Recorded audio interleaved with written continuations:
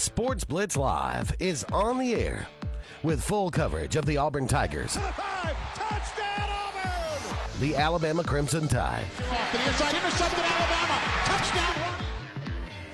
and everything college and high school sports. Now, let's join Andy, Brett, Randy, and Luke for this edition of Sports Blitz Live.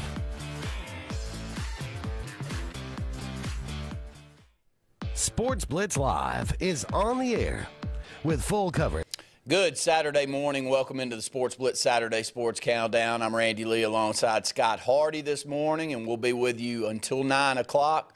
Fielding your phone calls, 256-234-6221. So if you've got anything on your mind, which I'm sure you do, with all that's going on in the world right now with sports, high school sports getting started up soon, Scott, a lot of talk around media days in different parts of the state, and we'll kind of catch up on some of those. But we'd love to hear from you if you're in a certain part of the state that maybe we don't cover quite as much as we do some others.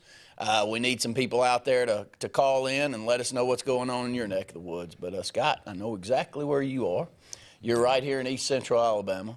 A lot of great high schools here that really care and love their high school football and other sports. And we just had the East Central Alabama Media Days over in Opelika at the Event Center.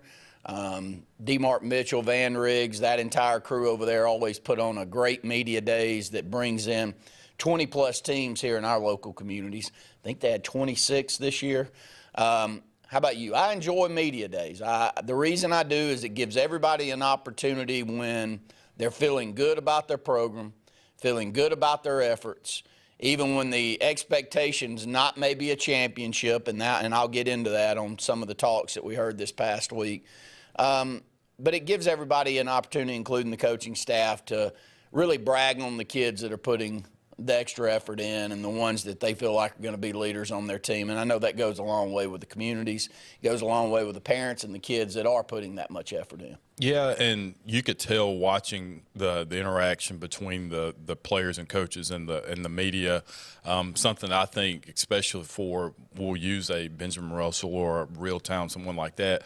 WSFA's there, and we're part of their service area, but we don't necessarily get the same type of coverage as maybe your Montgomery schools will, and that that makes sense. But it gives them an opportunity to see some of the other teams and players that maybe down the line during the season can get some additional coverage. But I thought that it was a well-produced event and an opportunity again to get some engagement between the media and some of these players, and somebody like a Sedarian who maybe people haven't had a chance to actually see him but know the name, and so now they can put a face with the name, and gives these coaches an opportunity, as you said, to promote their program in a fashion that before anybody has a chance to actually see them on film, they can talk about their team and get ready for the upcoming season. Going to be a great year. And, the one thing about our local communities, there's a lot of building going on, a lot of programs, a lot of communities that are investing heavily in those communities to try to put their kids in the best shape to do that. And, I'll bring up two because both of our two teams play one another to start the season.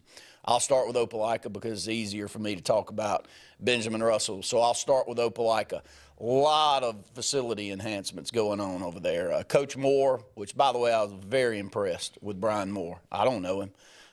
There's a lot of coaches that you think, because of our association with the AHSAA, one, we don't work there daily. There are certain events that we cover for them, and there are certain media junkets that we go out there and do the best that we can to provide some media coverage for. There's a lot of coaches around the state I've never had the opportunity to meet. And so when you first see them come up, massive smile on his face. You can tell the rapport that he has with his players is really, really good, and he's got some dudes. He's got Malik Autry, who is hard not to take a look at when he walks through the door. He fills up an entire door, one of the top defensive linemen in the entire country. But back to the facilities, they have, what was one of the first video boards in the state. And, then they turfaced the field. And it enhanced a lot. I remember you and I and Brett and everybody going over there maybe a decade plus ago. Feels like it's that long ago. And really being blown away with some of the enhancements they did. The field house, the weight room, the things that they really put into that school system. But you forget That's a decade ago. And there's a lot of other teams and schools around the state that maybe have upgraded what they're doing. And so Opelika kind of talking about that with Coach Moore coming in, decide to do a lot more enhancements to what they're doing, not only within the school but also in the athletic. And, Scott, it's an arms race out there, especially in growing communities like that area over there. I mean, Auburn's growing by leaps and bounds, but Opelika's also growing. I think they said they had 9,800 kids in that school system. We've got, in Elliott City, we have 3,200 in our school system, which tells you some of the lower, because you look at their numbers on those final 3 years, I think they're at 11 or 1,200. They're right outside of the 7A, 6A line. So that is a good bit bigger than Benjamin Russell and Elliott City, but not 3 times bigger, which tells you some of those lower grades have some massive numbers in them. So you've got to have a plan. You got to have a vision on what you're going to do. And I feel like Opelika, after watching them up there and discussing what they have going on, I think no longer are they thinking they may go down to 6A. They didn't say that, but I took it like that. They better embrace 7A, embrace that region they're in, and try to do what they've done mine in your entire life, which is play for championships. They've been playing for championships since the mid-'80s. Have they won one? No. Is that something they talked about and they want to do? Yes. So I'll start right there. I think that it does take an investment, though, doesn't it, Scott? Yeah, and, I'll brag on Mayor Gary Fuller for a moment. Like, I don't think I've ever seen an administration or mayor have the type of relationship with the school, specifically athletics, the way he does. Like, it's a big thing. Like, I'll never forget a few years ago when he came in on the helicopter and Opelika had beaten Auburn. Like, it's a big thing for those types of communities. And so I think that it takes a strategic vision of how you want to do it. So if you're speaking about growth, so what does that all entail? That means that you have more families coming in, so you need to do things from an educational standpoint, quality of life standpoint, to make it attractive and to retain people. So when you're looking at saying, all right, over the next 10 years we're going to grow X amount, well, how does our school fit into this, or how does athletics fit into that? And so people may not think that that's a big deal, but it is. So a lot of times if you mentioned Opelika or you mentioned Gulf Shores or somewhere, now athletics is becoming synonymous with that. So the first thing somebody may think of is the Wildcats when you talk about Elliott City. So it is an imperative thing from an administrative standpoint, a municipal standpoint, to make sure that everybody is aligned. And so the key thing in this with anything is funding. So how are you going to fund it? What are some strategic initiatives that you could do to make sure that you're able to keep up? Because it's an arms race. Yeah, you don't want to say it's keeping up with the Joneses, but it is. Yeah. Like, you will get left behind. And so a school like Opelika, and I'm not knocking them, but just using them for so long, but they have been at the top. And they took a little dip recently, but they're doing things now to say, all right, what we were doing before isn't enough to be sustainable to have the type of program that we want to have. And if you want to see the production that we all want to see from our high school athletics, then it requires an investment from everybody. And I think that you're going to start seeing more and more people have a pressure applied to them for that to take place, and if not, they're going to get left behind. Well, I'm going to say, I was very impressed with my first impression of Coach Moore, his kids, the administration, so many that's there. Now, we're in Opelika, so it's easy to get a lot of support out there, but there was a lot of support there for them. So we'll see what it does in year one for Coach Brian Moore. Moving over, since we do play one another, we'll start with Benjamin Russell High School. I thought Smitty Grider took 4 great kids from our local community right here over to speak. I don't think Brett Pritchard would mind me saying he really bragged on the way that Cedarian Morgan handled himself in front of a mic. You don't know. Some kids are not as rambunctious. Their personality's not bubbling over. You had a Malcolm Simmons this past year that if you did anything around a mic or you had a video camera around, he was going to find it. Big-time personality, big-time positive personality. I think that, by the way, Auburn fans, I think that's going to benefit him. I think he'll find his way on the field quicker than others because you want kids like that competing for you just by the way that they carry themselves. But, Cedarian a little bit more laid back, not necessarily one that's rah-rah. But Brett was very impressed. I wasn't there for that day, but very, very impressed with the way that he handled himself, and I think that's a great testament to his family and the way that he's been brought up. But Coach Smitty Grider knows he's got a team that's won 18 games in the last 2 years, got a lot of top-end talent that many schools out there are looking for.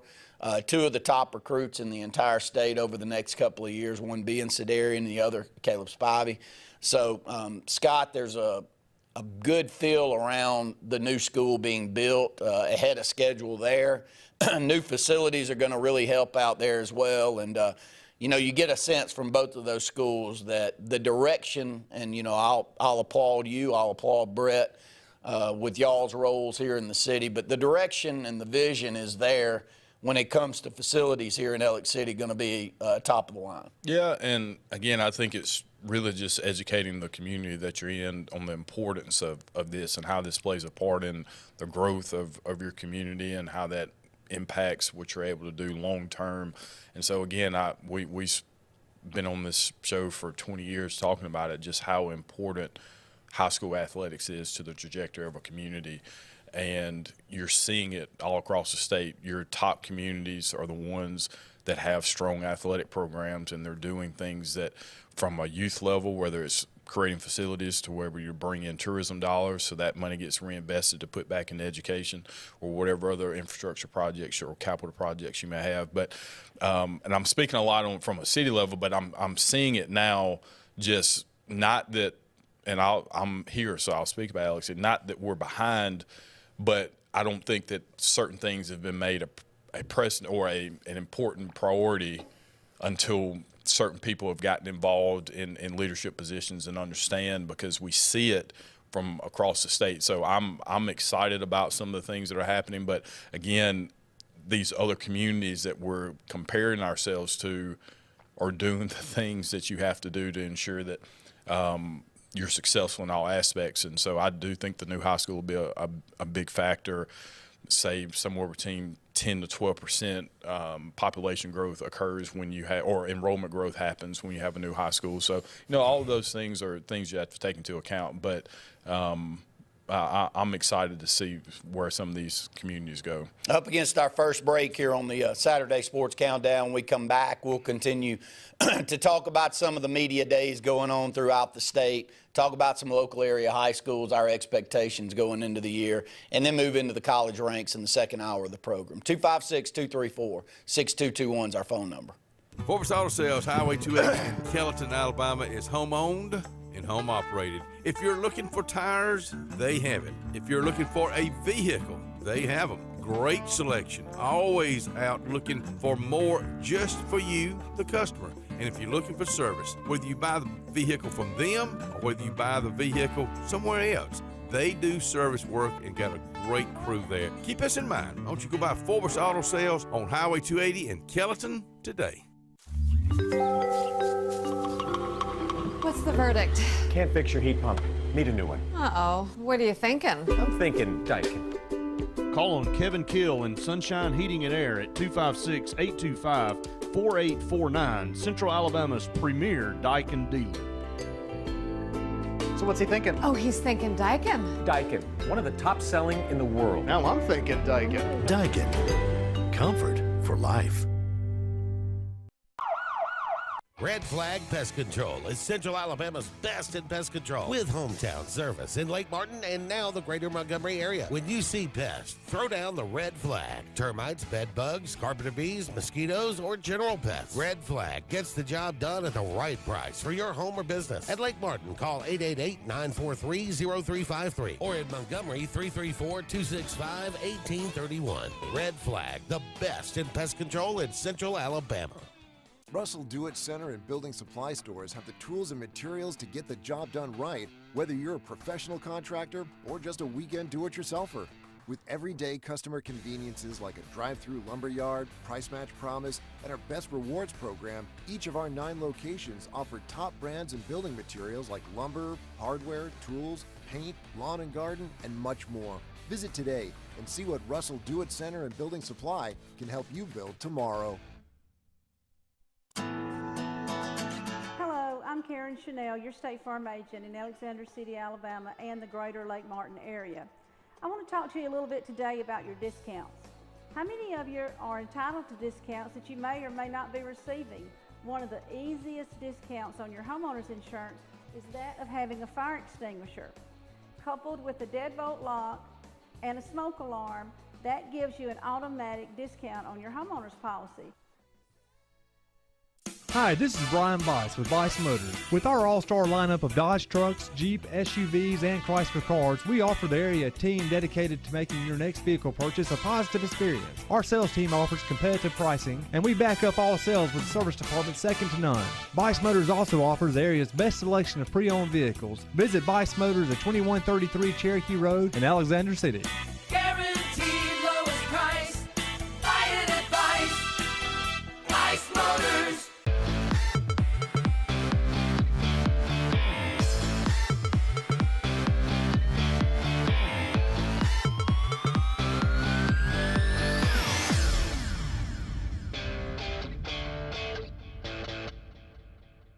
Welcome back into the Sports Blitz Saturday Sports Countdown. Hopefully I got everything straightened out over here. A little cough drop in on a Saturday morning to get going. 256-234-6221. Run down a few other teams. We started East Central Alabama Media Days that we were just in attendance this past week. 25-plus teams over in that neck of the woods. One of the programs that you know very, very well is Horseshoe Bend.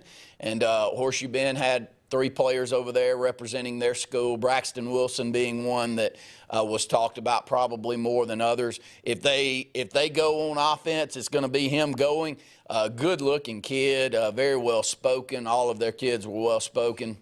And Jeremy Phillips, a good friend of yours. You know, I think that he is coaching or trying to coach up a disciplined football team that has a culture built in that makes them aggressive and competitive. And you probably said it more than most. You can't always look at the win-loss record and determine how well you're doing in certain sports. You've got to really look and watch with your own 2 eyes and see if you're becoming more and more competitive year in and year out. And I feel like that program is, Scott. Yeah, if you look at a lot of the scores, now there's certain teams, you're going to look at and say, all right, those are probably going to be pretty big losses. But generally, the teams that they have struggled with historically, they've been much more competitive with, and with the new regional alignment this year, they feel fairly confident that they have an opportunity to make a playoff run, and that plays a large part in it too. A lot of times, who you're matched up with in your region, we see it all across the state. But Coach Phillips has a really good player in Braxton Wilson, and somebody that if you are going to read any stats or superlatives, he's going to be involved in them for them, but a really nice kid, and I do think that this is an opportunity for them to get to the playoffs. I think when you're a school like that, you have to put goals in realistic fashion, and making the playoffs, I think, would be a great move for them to finish in the top 4 in their region. So and I think that there's a good opportunity for that. They mentioned that. That is a big goal of theirs, is to get over the hump and get back into the playoffs. And it has been difficult with the region that they're in. And, you know, part of that region and part of this neck of the woods when you're playing in that classification is Reeltown. And that is not Reeltown's goal. Reeltown's goal is to win a state championship. And they've been closer than anyone else here locally to doing that for quite some time. Expectations still extremely high over in Reeltown right now. They got a great run of athletes. They've got a tenured coach that's been there long enough that he's got all of his plan in place and culture built up. And I'm impressed with Reeltown, the way they handled themselves. You watch them walk in. You understand the people know who that name is, and they know what that school expects to do on the football field. Yeah, and, you know, as a Benjamin Russell fan, whoever the head coach of the Wildcats, that's going to be my favorite coach. Yeah. But I love Matt Johnson. Just one of the first interviews we did back in the day, the ones that I got to do was with Coach Johnson when he first got to Reeltown. And there was a lot of pressure coming in, replacing somebody like Coach Jackie O'Neal, but they've consistently been, you know, 3rd, 4th round, made the championship game a couple times. So they're looking to get right back. But again, I think we forget about it sometimes, just how talented this area is as we go through some of these teams. There are a lot of teams that have an opportunity to compete for a state championship. I know I say it all the time, but you can really tell what's going to happen with a high school program consistently based off of what you see in their youth athletics. And I'm telling you, no one has as good of a youth football program as Reeltown. For 15 years I've been saying that. And they invest in that program. They market that program. It's important to them, and it pays off, Scott. They get up there, they get running backs, they get quarterbacks, they get physical linemen, and it starts when they're 7 or 8 years old. And so I applaud that community. It's not one, growing up in a 6A school, them being a 1A, 2A, we'd read and we'd know who L.A. O'Neal is, who's now the head coach at Tallahassee, and we'd know what kind of athletes they had and that they were always seeming with Coach O'Neal over there playing for championships. We never played one another. So we were never in the same vicinity with one another, even in youth sports, to be able to know who exactly they are, even though we're growing up as close as we are now.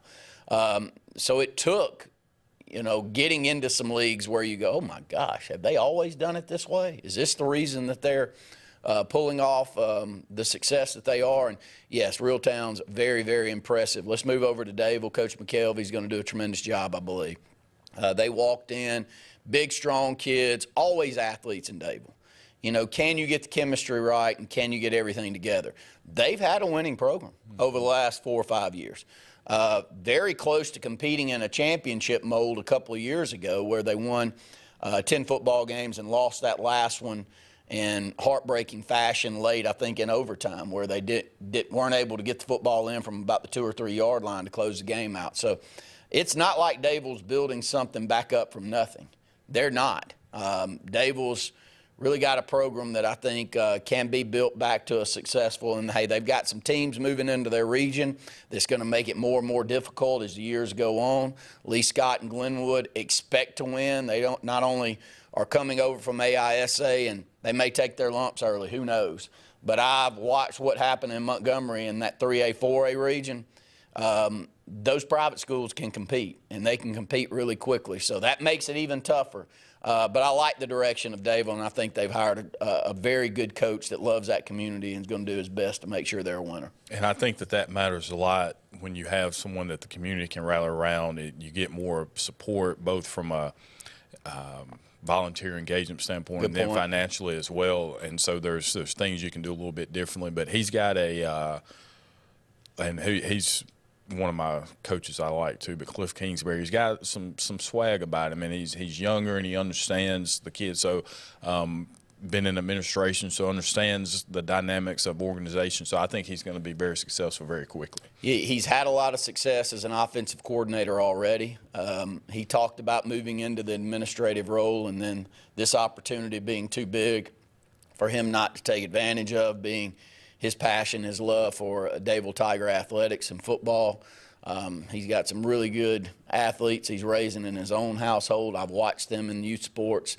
That's going to really help out. We've said it over the years. Look, we watched it firsthand.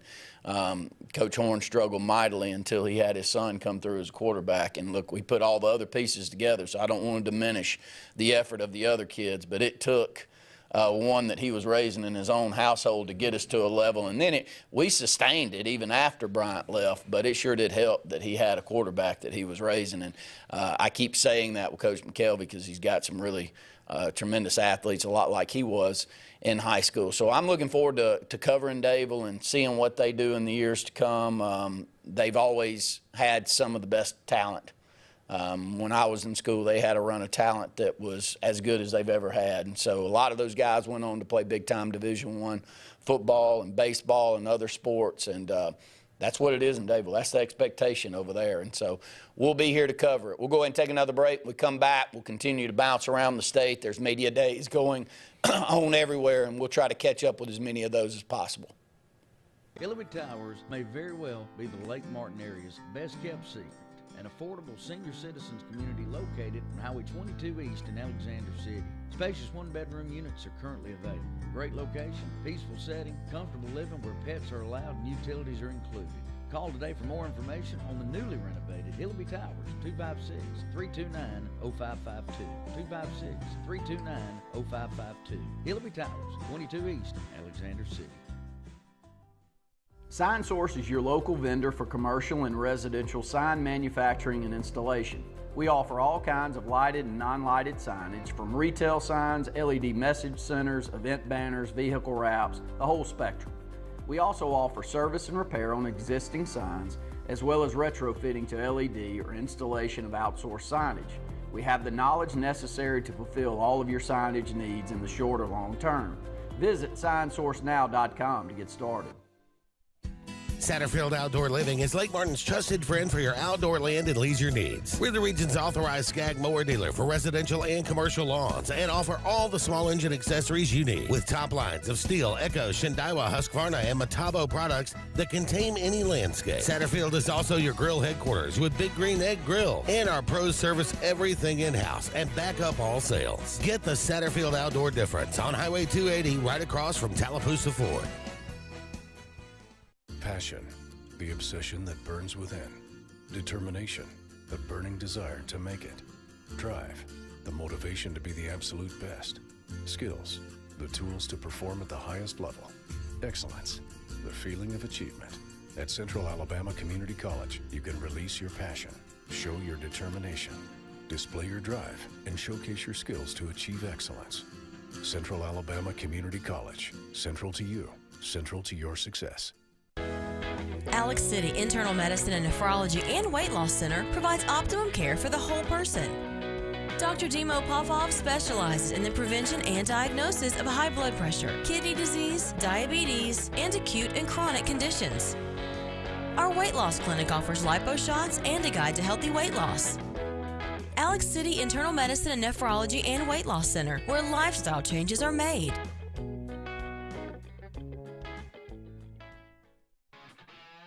At Team One Hyundai, it's the Summer Savings Sales Event.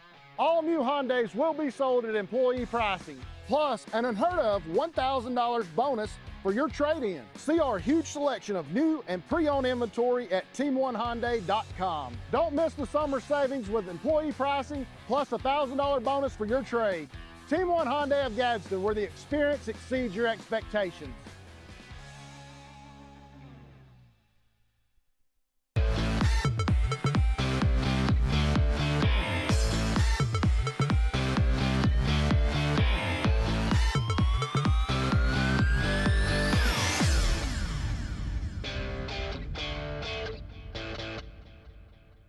Welcome back into the Sports Blitz Saturday Sports Countdown. About an hour and a half left on today's program. 256-234-6221 is our phone number out there. I briefly mentioned Tallahassee new head coach, L.A. O'Neal.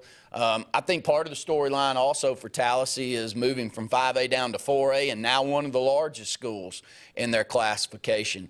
Scott, another community that embraces their athletics, embraces youth sports, always has since as far back as I can remember.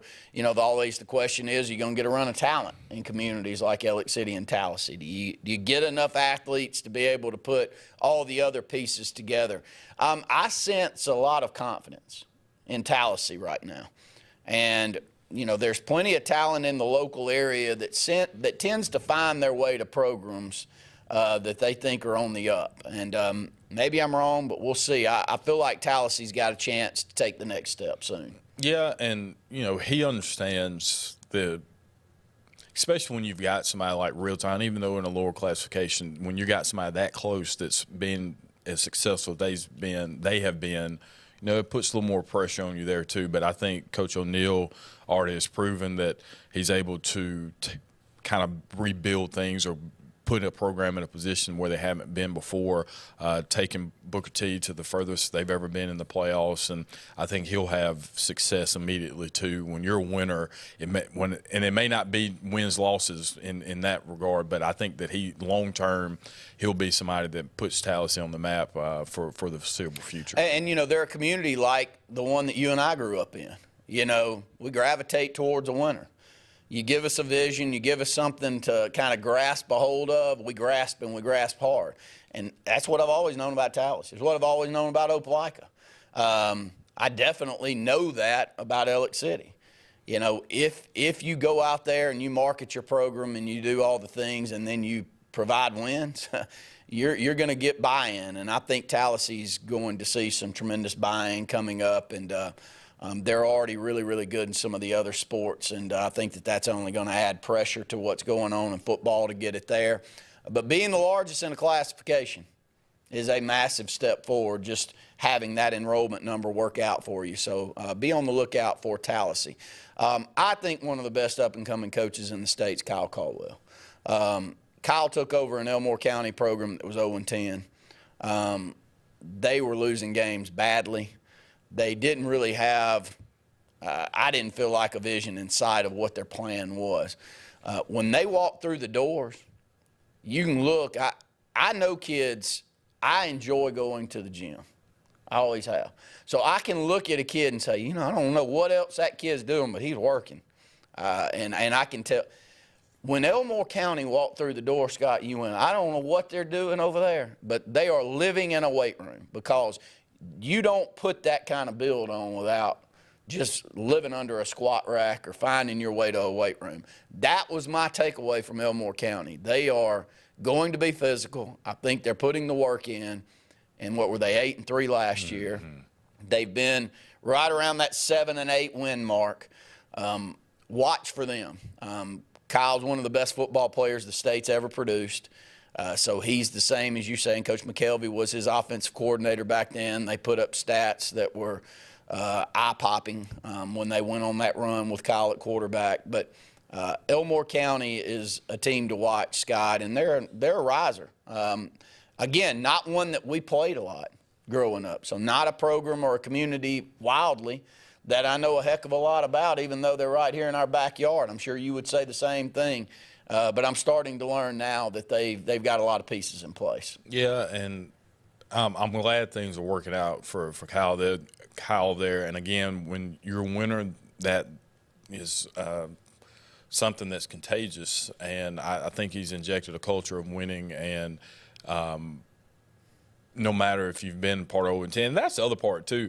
He can come in and say, you know what, I've seen it happen. Yeah. So, like, I don't want to hear any more excuses that it can't be done. I've seen what you can do when you put in the work. And so I'm with you. I think Elmore County has a really great coach in Coach Caldwell, and they're going to continue to put up wins after wins for the continuous. Yeah, and I'm with you. You know, you worked with me for a long time too, Scott, while you were trying to get that degree. And we've watched one Caldwell after another walk in our building. And so we think a lot of that family, and we've known how great an athlete Kyle was since he was very young. So some of those type of kids, you actually, and I call him a kid because that's the way I still think about it, my old self sitting up here, you cheer for them a little extra. So I'll say that right now and not really tiptoe around it. I think Kyle's doing a tremendous job, and I'm proud for him over in Elmore County. You know, there's some other programs here in our local market that I think you don't necessarily know what you're going to get year in and year out. We've been that way at Benjamin Russell. You know, you may get a run of athletes, you better ride it. You know, we just had a run of athletes, and I still think we're on this upward trajectory when it comes to having a run of athletes. But, you know, there's some others where you're like this, and one of those communities is Beauregard.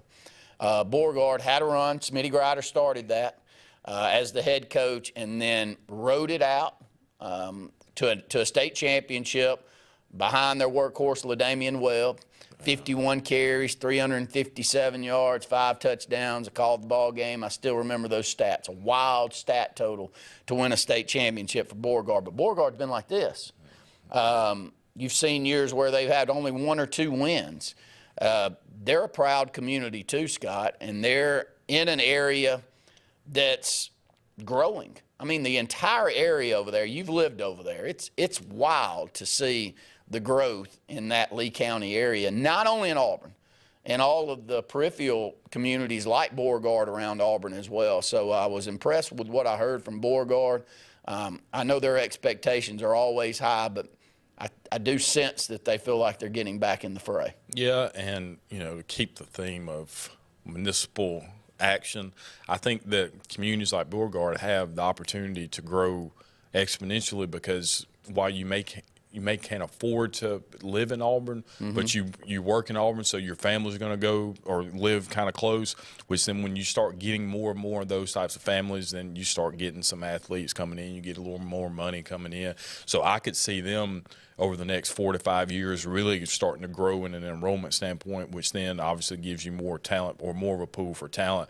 But just on with Damian Webb, we were having this conversation a couple of weeks ago about best players we've seen, and I'll always say I don't know if I've seen too many better than that. I mean, he was one of the very best. Saw him do it against Benjamin Russell, and it was just it was one of those where I was calling the game in the second quarter if anybody was wondering how that was. So it's the quickest I've ever turned my headset over. I think we were down 40-0, somewhere like that, with 8 to 10 minutes to go in the second quarter. Yeah. Does that feel right? Yeah, that's. He could have rushed for 1,000 yards if he would have chosen. We didn't have anybody that wanted to tackle him, and this was coming off of a really good year. I think we went to the. I think it was the year following losing in the third round of the playoffs to, actually in the semifinals. Semifinals to Spanish Fort on the road where we had a big lead. So we had we all felt like we had a good team coming back, but not compared to that Beauregard team. And it was, there was nothing more. I couldn't say anything else positive. So I'll turn, as soon as I realize there's nothing else positive that can come out of my mouth, I'll turn the headset over. And it was about 8 or 10 minutes left in the second quarter when Scott got that one. He was an unreal high school running back.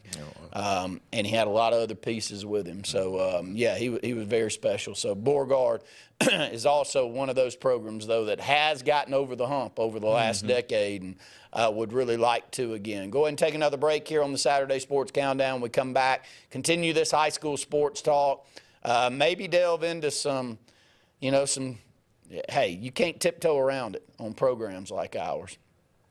NIL's already coming to the high school ranks, and it's coming in an eye-opening fashion. We just lost our top high school basketball prospect that I've seen since I've been calling ball games, and that's for 20 years. He's a top 10 recruit in the country.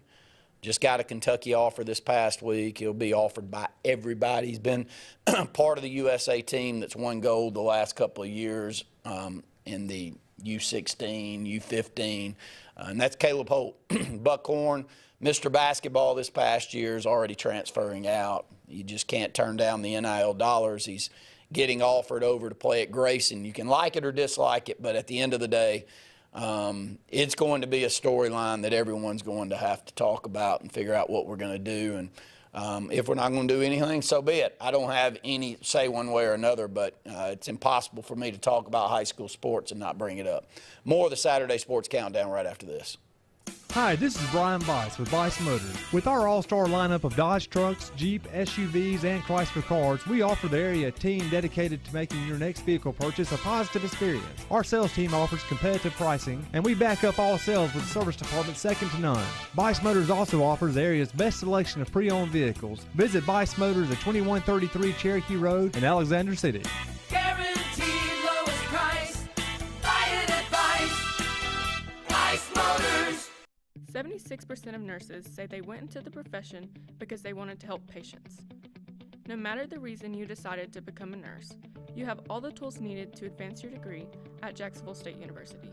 Our Master's in Nursing program is now offered fully online and can be completed in less than 2 years. You can customize a flexible course schedule so you can receive your advanced education degree all while working on the front line. JSU Nursing, your opportunity to advance your career and serve your community. You've dreamed about the perfect house, a place to call your own, and a place to not only stretch out, but to grow. Auto Owners protects your house because to you, it's home. That's simple human sense.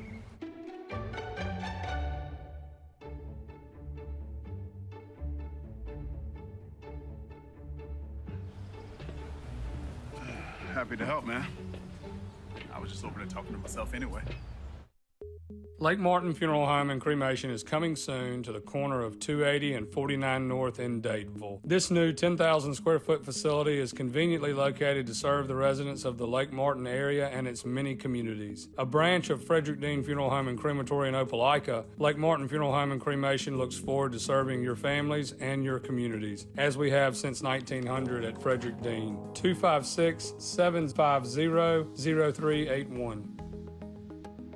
There's only one option for top-of-the-line aftermarket upgrades on your vehicle, and that's Frontline Outfitters. We offer quality parts, lift kits, custom wheels and tires, bed covers, step bars, and toolboxes that are installed by trained and skilled professionals, to custom powder coating with hundreds of colors and finishes, to the highest quality film for window tinting using state-of-the-art film cutting technology. Call Frontline Outfitters at 256-409-8100. Don't be in the back of the line. Put your vehicle at the front with Frontline Outfitters. Looking to transform your outdoor space? Look no further than Bama Sheds. As a family-owned and operated business, we understand your needs.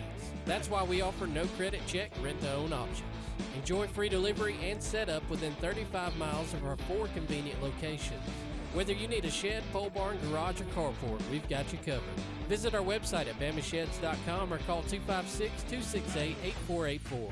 Bama Sheds, where quality meets affordability and your outdoor dreams become reality.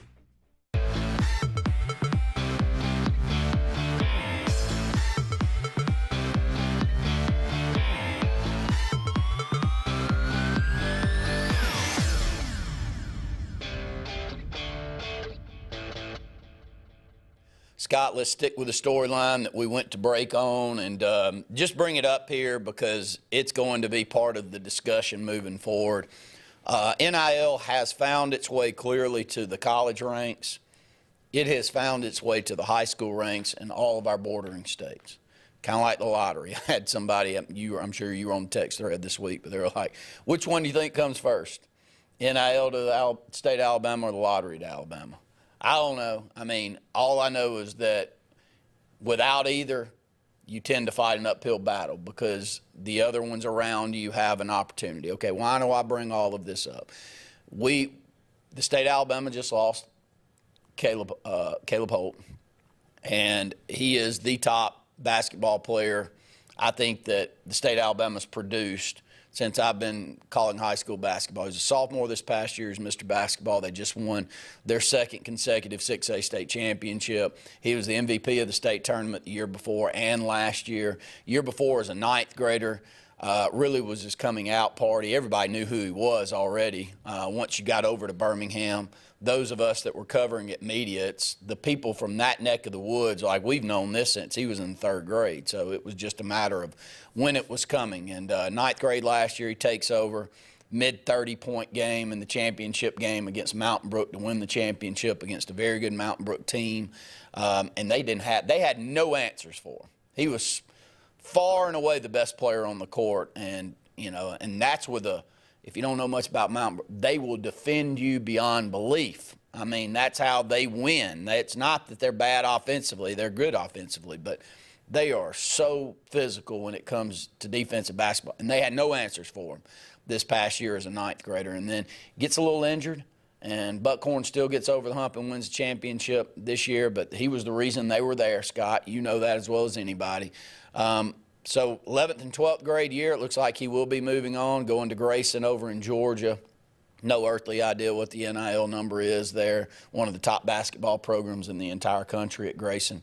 And so I hate to see him go, but it is what it is. I don't know if you saw the AL.com article, but Trent Seaborn, who is the quarterback at Thompson High School, is an incoming junior, has been a starter on one of the best teams in the country and clearly one of the top two teams in the state of Alabama each year, whether it be Thompson and Auburn or Thompson and Central Phoenix City. One or the other has been the top team here in this state over the last 5 or 6 years. And Seaborn is a special talent that all the colleges want. Story that I saw yesterday, and then I'll let you jump in, a 7-figure offer for him to leave the state and go be a quarterback in some other state. You can like it or dislike it. I don't like it. And I don't have a good answer for it. And I hate it for communities like the one I grew up in. Because if you're going to go out there without an opportunity to play apples to apples.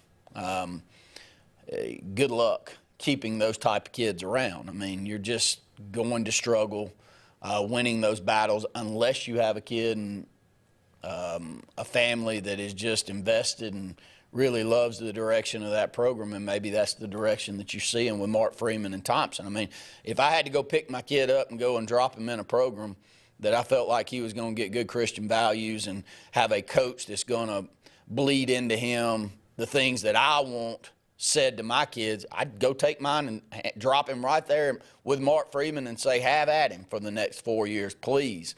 Build a man out of him. And maybe that's the only way that you can win these battles. But, Scott, I was taken back by the number. I really was. I'm no longer taken back by figure offers for college.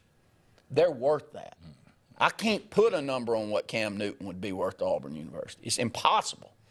For Auburn right now, if we go out and we find an all-SEC first-team quarterback that was a multi-year starter for us, what would that value be worth on the recruiting market right now? And I know a lot of times you're guessing, but, you know, a lot of these coaches are making educated guesses on whether they want a Juju Lewis or somebody like that, and can he make that big of an impact on it, and are you willing to pay the money that's going to take? But high school ranks, man, it's wild to think. Yeah, and when I was reading the story, I was like, this is where we're going. Like, and it's open now. So I think part of this is to get the conversation going too. It's like, all right, you know, for the time being, we're going to say, but you just saw what happened with Caleb Holt, and I think you could see it happen more and more on your even peripheral guys. That's a high 3, 4-star type of player. If they can go play in Georgia, especially where we are in East Central Alabama, where you're right on the border state line, why wouldn't you do it if somebody's going to offer you the money? Like, I no longer have any reservations or concerns or heartburn about any of the money anymore. If the market now indicates that you're worth this, then have at it. But it is troublesome, like, for some of these smaller communities. If you're looking at the college level, how big of a gap it is between your top programs who have the amount of money that's needed to get these types of players like Ohio State, Alabama, Georgia, in comparison to a Mississippi State or South Carolina, then think about it from a Thompson Gulf Shores compared to an Alex City or Beauregard. Like, we're not going to win too many of those battles. So, fortunately, we're not having to deal with that in the current state. But I know teams know who Sedarian is, and they're interested. They know who Caleb Spivey is, interested. But legally, there's nothing they can do right now that can entice them to want to leave. So it puts a school like or a community like us, behind the 8 ball, because you can't compete. Like, you would absolutely, it would actually just damage public education in general. I think that could really become a thing. We're talking about school choice and all that, but this could be the real divide, which I think kind of where the start of some of the school choice legislation. Don't think for 1 second the athletics didn't play a part in some of that decision as well. So saying all that, I think we're less than 3 years away. And I don't know if Alabama has 3 years to wait to do it, but I think that there will be some type of concession made to mirror what you're seeing in our bordering states. And I don't have the right answer. I don't even know if there is an answer. I don't, I'm personally glad I'm not the one making the decision, because I don't like it. I mean, I can get on this network here or any other network out there, and everybody that has watched us know that you and I love high school sports in the state. I mean, I love it more than I love Auburn athletics or anything. I love high school sports and what it stands for. The reason I want my kids and, my nephews and nieces to compete, because I know how much sport, how big sports can be a part of your life and growing up, and either making you a man or a woman or whatever those teamwork and leadership abilities that you would like to have ingrained in your kid. I mean, I got all those through sports. Others can get them through other things, so be it. But those were gained through sports, with the friends that I have too that have been highly successful. I think if you interviewed any of them, they would say, what was the most important thing? My coaches, my ability to get up and go out there in 110 degree and put a helmet on my head and sweat until I'm feel like I'm about to die, and make myself do it when I know I've got buddies that are laying up in the bed and they got girlfriends that they're chasing all over the place, and they got one excuse after another on why not to do it. But we did it, and I think that it ends up being the right decision that was made at the end. I love high school sports, but it's changing. It's changing tremendously, and I couldn't imagine. Here's something that was brought up to me a couple of years ago by a very good friend of mine, and then I'll go to a break. He played college baseball all the way through. Was a part of, one of the best high school teams we've had in our local area. And he's got a kid that he's not like a top 10 state recruit, but he's a very good baseball player and has some chances.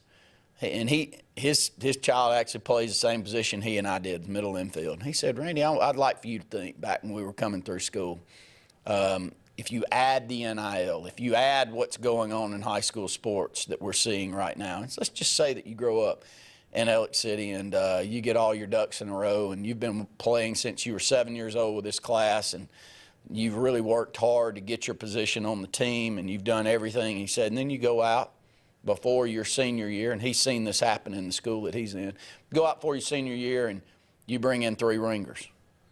And those 3 ringers and everybody around you knows is not done on the up and up. They're on the travel circuit. They want to come in. They find them a little place that they can rent over here on the outside of town, and then they become part of your team, and your kid is the outside looking in.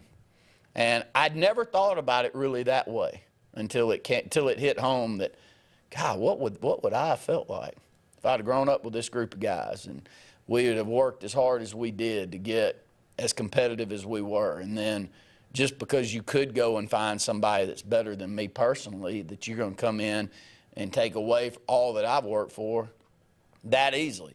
That's not what high school sports was to me. I know it wasn't what it was to you.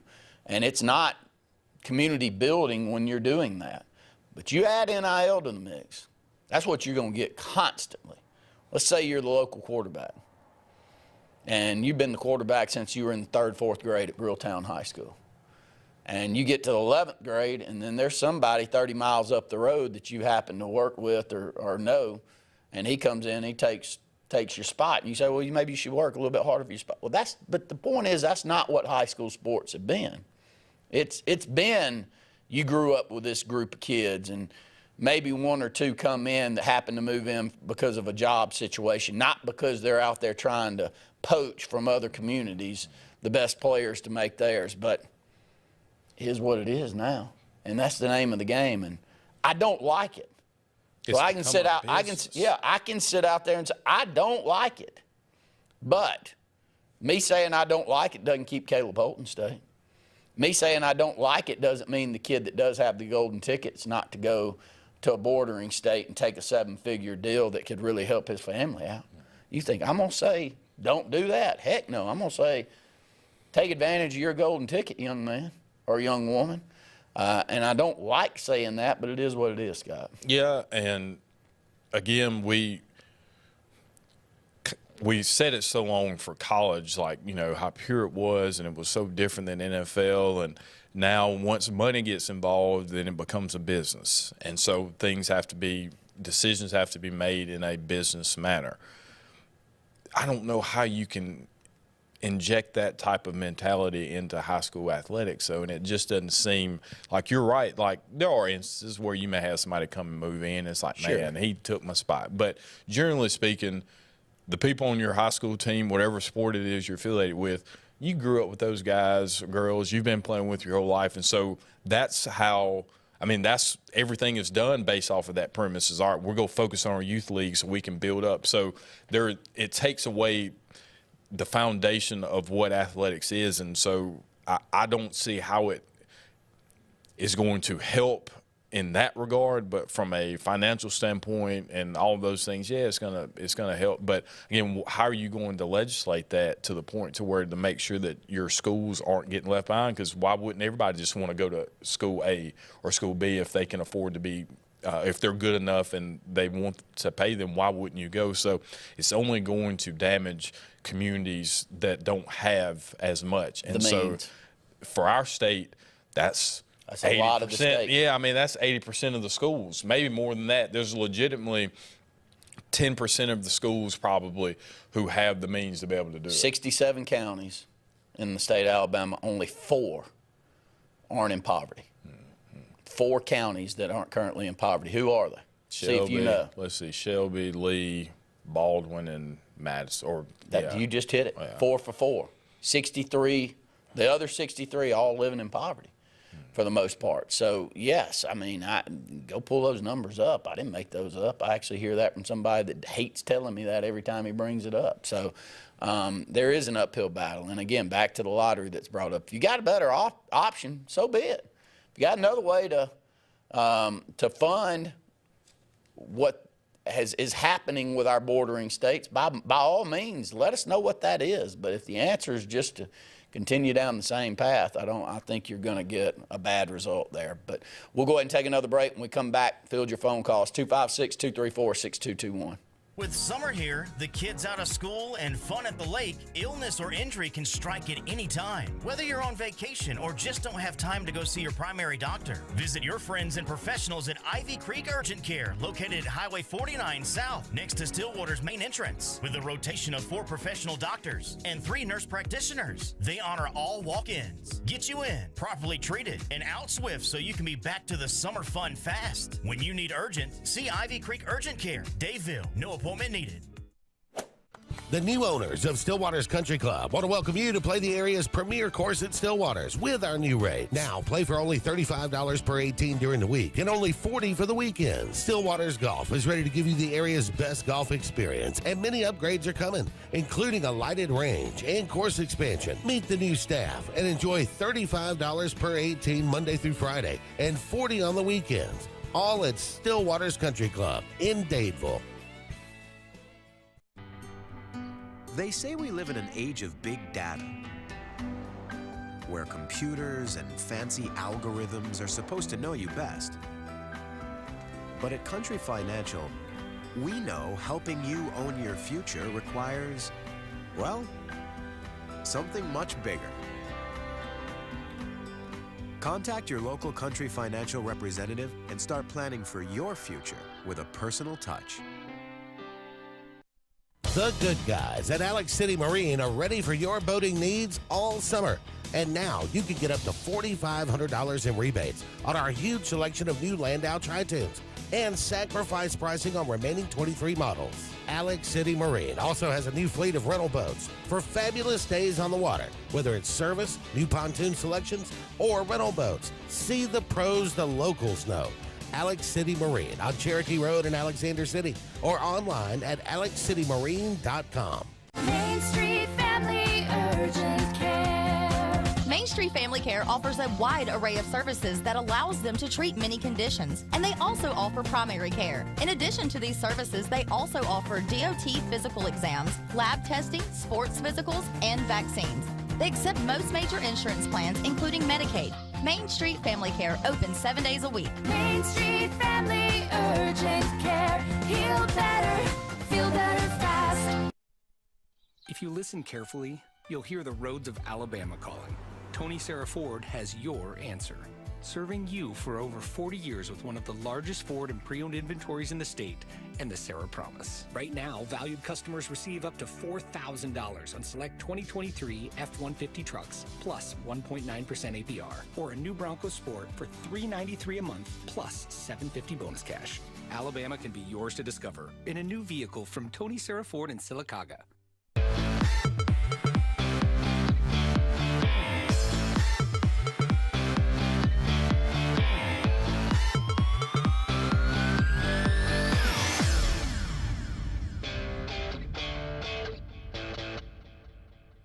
Welcome back into the Sports Blitz Saturday Sports Countdown as we head into the second hour of the program. Scott, a lot going on. As we mentioned, high school sports right around the corner. We got football in the next couple of weeks getting started up.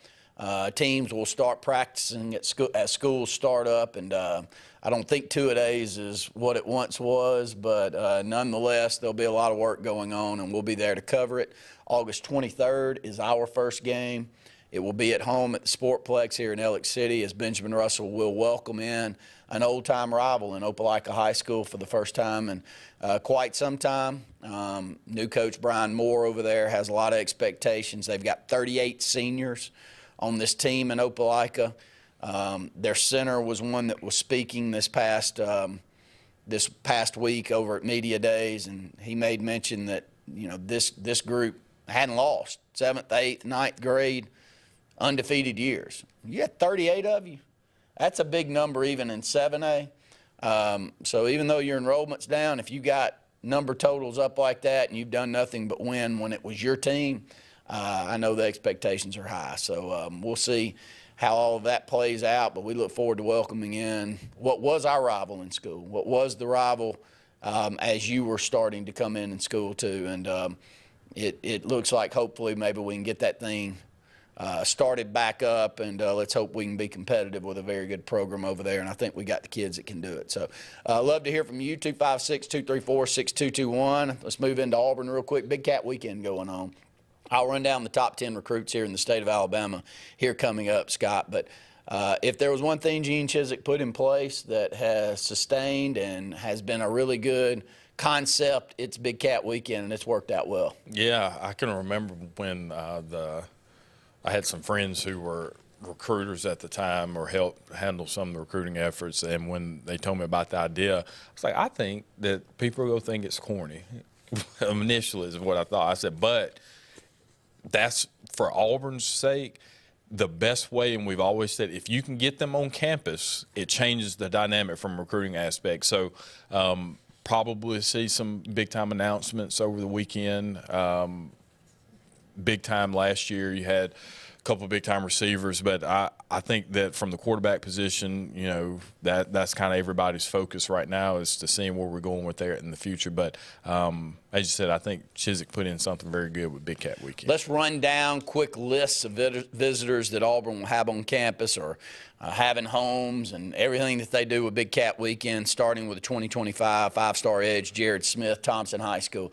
Two guys that Auburn's in on heavily there at Thompson High School.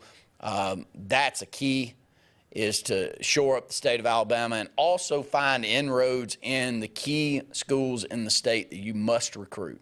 There's 4 or 5 schools in the state of Alabama that's going to produce talent year in and year out. Wherever Mark Freeman is, he could be Thompson, it could be wherever he is, go follow him. He's going to produce talent. Right now, Jared Smith is one. You also got Anquan Fagans, who we hope is a quick commitment here in the short term, possibly in the next week or so. Another safety, both of those guys at Thompson. You know, that was the takeaway I had with Brian Harsin when that AL.com article came out a few years ago, that he hadn't even been over to Thompson and he had some other coaches, but he personally had not been in there. When I read that, I go, well, I mean, you've got to be kidding me. So it's good to see those two guys will be in for Big Cat Weekend and big-time potentials for Auburn. Yeah, and definitely position of need. But, again, I think that these type of initiatives or events kind of get you a little bit closer and get a feel for what you're going to be needing moving forward. Jacaleb Falk, who is a strong commit there with his brother already being at Auburn, he's one that will be in. Devin Williams, Buford, Georgia, a 4-star cornerback, will be in this weekend, just running down a few. 5-star Malik Autry from Opelika, already a commit. Auburn hoping to make sure that they keep hard after him and don't let others, because everybody in the country is taking a look at Malik Autry and would love to have him. Another high school that's on the come up here in the state of Alabama when it comes to talent's Parker. Parker High School's got some of the top recruits in the state, one being Jordan Crawford, a 2025 4-star defensive lineman, will be in Auburn this weekend. 2 from Enterprise. One's already a commit. One's a commit also to Ohio State. But Eric Winters, I think he is one of the more vocal recruiters that we have that's already a commitment, Scott. And you always need those type of guys. I was going to say, I think that plays such a major part, too. If you can get some of your top guys locked in and use them as a recruiting tool as well, we see it year in and year out. Another vocal recruiter, I think, is Alvin Henderson. Alvin Henderson from Elba High School will end up breaking every state record there is to be broken, from touchdowns to rushing yards, all of the above here. This year, with the AHSAA Radio Network, we do a lot of posting. I enjoy history, so I make a lot of historical posts. If you look at the stats, there won't be one that won't be broken by Alvin Henderson. Let's go on quickly to the phone lines. Caller, you're on the Saturday Sports Countdown.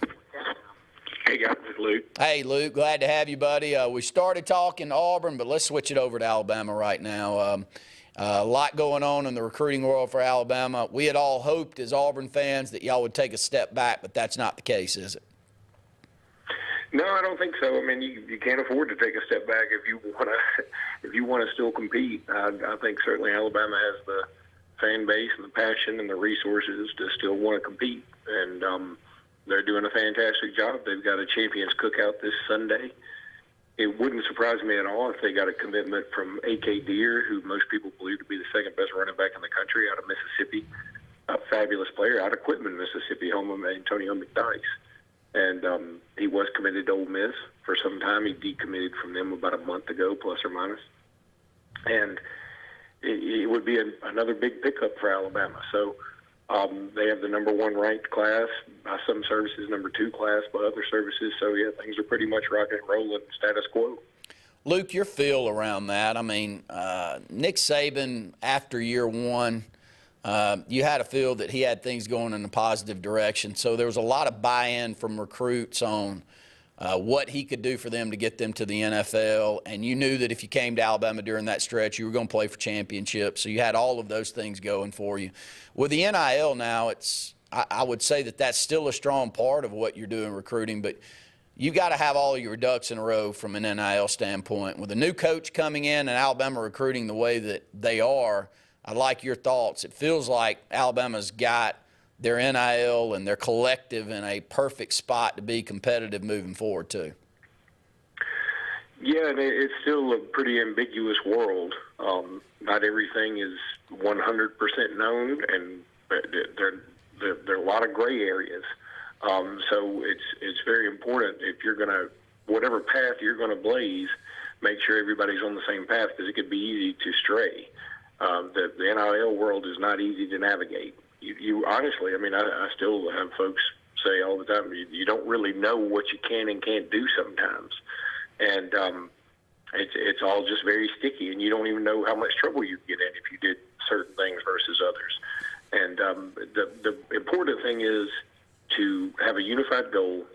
And I think also kids look for some stability. Now, there'll be some out there that still want to chase the bag, as they say, and that's fine. And Alabama's not going to pay as much. You know, there was an article that came out, I think it was on CBS, talking about Ohio State's quote-unquote payroll is about $20 million for their roster. And, I mean, Alabama's not going to pay that. Auburn's not going to pay that. I mean, most schools aren't going to pay that. Now, Ohio State, maybe, I doubt that's going to be an annual thing, but I think this particular year it may be. There's sort of seems like they're selling out for a big year in 2024, right? And that's one way to tackle it. That's certainly one way to go. Other ways to go would be, try to have some common sense about it while making the kids understand there are other things that they get besides just the money. Now, there's still going to be kids. I mean, it's just like the real world when you're competing for potential employees, that there's some guys that are like, hey, what's my salary? That's what I want to know. I don't really care about the work culture or any of that stuff. And some people do care about the work culture, and some people do care about, how stable is this environment, how stable is this business, or how stable is this football program. And I would say, granted, things can always flip on a dime in the NCAA world, but Alabama's football program is about as stable as you can ask for any program to be. So I think Alabama offers a lot, and while there are going to be some kids that will be like, hey, I want more nightlife, I want more time in the sun, I want it more like L.A. Well, Tuscaloosa's not going to be the place for you. But if you want a pretty fun college town, and if you want to go somewhere a little larger, you can go to Birmingham. You can easily drivable to Atlanta, to Mobile, to New Orleans. If you want to do something like that, okay, fine. But if you really want the bright lights and shiny things of an L.A. or a Seattle, like where Washington is and stuff like that, then that's going to be a little different. But you know, even Texas, who we still laud them with praise, and they deserve some of it. I mean, they have all the resources in the world, and they got all the money in the world, obviously, and they've got all the talent there. But you know, Texas's recruiting class isn't just going gangbusters. I mean, it's in the top 12, top 13, and they did just get Josiah Sharman a flip from Oregon to Texas, and all those things are great. But you can have all these big things, but if you don't have some stability, if you don't know exactly what path you're going down, I think it can still hurt you.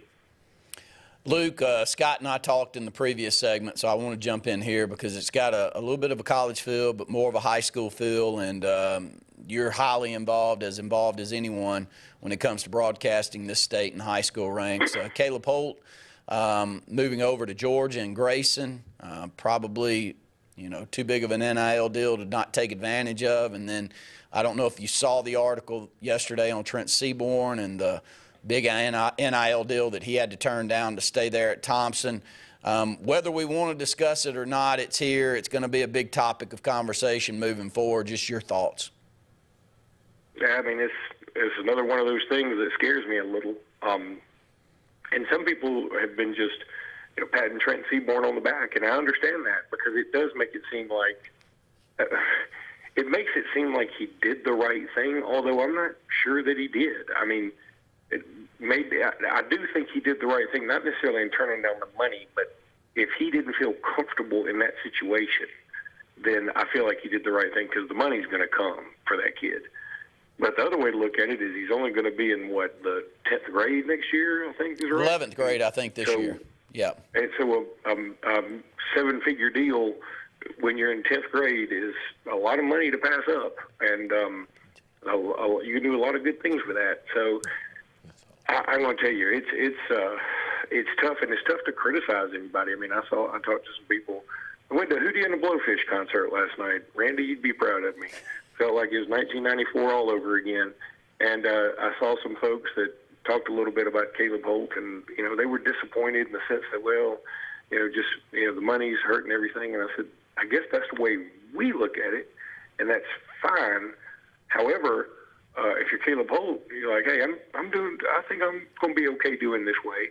And yeah, I'm going to miss calling him in the finals because I think he's awesome. I think he's one of the top 3 or 4 best players in his class in the country, and I think that's indisputable. I mean, he's just unbelievable.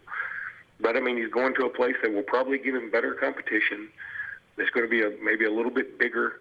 That he will maybe get to grow a little more. I'm not trying to shut down Alabama basketball at all in terms of the high school standpoint. I'm not trying to shoot them down or say that they're not as good. I'm just saying, you know, Georgia's bigger than Alabama in terms of population and a lot of things in the state. So if that's where he wants to go and do his thing and get paid while doing it, I mean, who am I to tell him he can't, because it's legal now? I mean, if it had been 10 years ago, yeah, I'd be upset and I'd hate it and I'd think it's wrong and all these other things. But now Georgia's doing it and they're going for it. If Alabama doesn't want to get on the NIL train, then so be it. But it's going to hurt because not everybody's going to be able to do stuff like Trent. I mean, Trent Seaborn's been such a superstar since he was in 8th grade that, I mean, he's probably already gotten a lot of wisdom and a lot of guidance in what he needs to do for his future, because everybody sees where it's pointing directly to the NFL. And, you know, he may understand, he may have gotten some advice like, hey, if you don't take this deal this year, but next year maybe Alabama will open up their coffers in terms of the state and AHSAA, and maybe somebody at Thompson will be able to match it or somewhere else, and you won't have to move out of the state. I don't know. I'm just saying that I think the state of Alabama is going to need to get on board with this because it's not going away. And I know a lot of people just don't like it. They're scared of it. I don't blame them. It goes against everything we've ever learned all these years that we've done high school stuff. But it's here now, and they're not putting the toothpaste back in the tube. Great point, Luke. And, look, it's going to be something to watch and discuss, and you just hope the right decisions are made by the powers that be, and we'll just be there to talk about it as it happens. We appreciate the phone conversation today, Luke. All right, guys, thanks. Have a good day. We'll go ahead and take another break. When we come back, continue with the phone lines open, talking high school sports that first hour, and then moving now into the college ranks. And look forward to talking to Brett Pritchard here in the upcoming segments to talk about some Auburn football. 256-234-6221. Hi, this is Brian Bice with Bice Motors. With our all-star lineup of Dodge trucks, Jeep, SUVs, and Chrysler cars, we offer the area team dedicated to making your next vehicle purchase a positive experience. Our sales team offers competitive pricing, and we back up all sales with a service department second to none.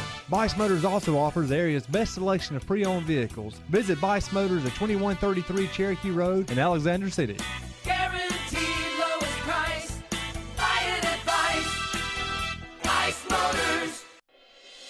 Since 1908, many talented tradesmen and women have proudly represented the Dixie Electric Plumbing and Air name. We are grateful for their commitment to excellence, always providing our clients with quality work that we're glad to guarantee with 100% satisfaction. No matter the problem, the Dixie Electric team is here for you, serving the Montgomery and Auburn areas. Thank you for choosing a locally owned company. For more information, go to calldixie.com. Call Dixie and it's done. If you haven't been to Big B Barbecue in Alex City, then you're missing the best barbecue around. Big B has everything from the best pulled or chopped pork, chicken, and beef to cheeseburgers and grilled chicken salads. Bring your friends and family out for a great dinner and sit outside on our beautiful patio, or sit inside and enjoy your meal by the fireplace. So come in and join us and enjoy the best barbecue in the area only at Big B Barbecue, located on Highway 22 West in Alex City. I'm Jimmy Goree with Goree's Furniture. We would like to invite you to come shop our huge selection of furniture. But if you don't have time, we have over 2,000 items you can have shipped directly to your home. Go to GoreesFurniture.com, look for 48-hour quick ship. Shop, click, ship, it's just that easy. You can shop us here, or you can shop us online, only at Goree's Furniture. Your express way to saving. At Majestic Caverns, we believe in the power of unforgettable experiences. At a cool 60 degrees year-round, America's most historic caverns guarantees an enjoyable escape. But it doesn't stop there. With over 20 above-ground attractions, including 5 new ones this year, and our Cave Cafe, which offers delicious drinks and plenty of food options. And don't miss our exciting event, Libertas. On June 29th, July 6th, and July 13th, enjoy live entertainment and much more. At Majestic Caverns, your unforgettable adventure awaits. Check out these great offers at Glenn Smith and Opelika. At Glenn Smith GMC in Opelika, you can own one of the best-selling vehicles in the USA, the GMC Sierra pickup. Right now, discounted up to $15,500 off. The roomy and comfortable compact SUV, the GMC Terrain, is up to $7,750 off. Choose from over 400 new and used vehicles on the lot or on the way to Glenn Smith and Opelika. Get ready to smile.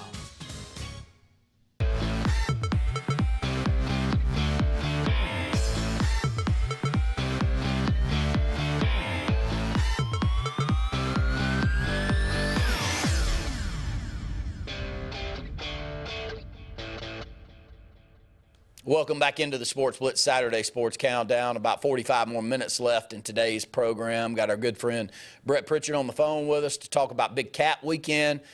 Speculations abound on some of these guys potentially committing, much like last year where Auburn picked up 2 guys that have been big pieces to the puzzle, especially at the receiving corps, and Perry Thompson and Malcolm Simmons this past year. All hopes are that Auburn does the same this year. Brett, your thoughts? I know y'all caught up with our good friend Jason Caldwell on some programming here recently, and just thoughts about what's going on Big Cat Weekend. Yeah, this is always the weekend that Auburn tries to grab the momentum heading down the stretch in the recruiting season, heading into the football season. And, last year with Hugh Freeze's first year, he was able to do that. He came in and, his first full class and able to get 2 big commitments on that weekend, and Perry Thompson and Malcolm Simmons from right here in Alexander City. And, and then a couple of weeks after that, Auburn was able to garner a couple more guys. So, you don't necessarily have to rack up 4 or 5 guys today or tomorrow.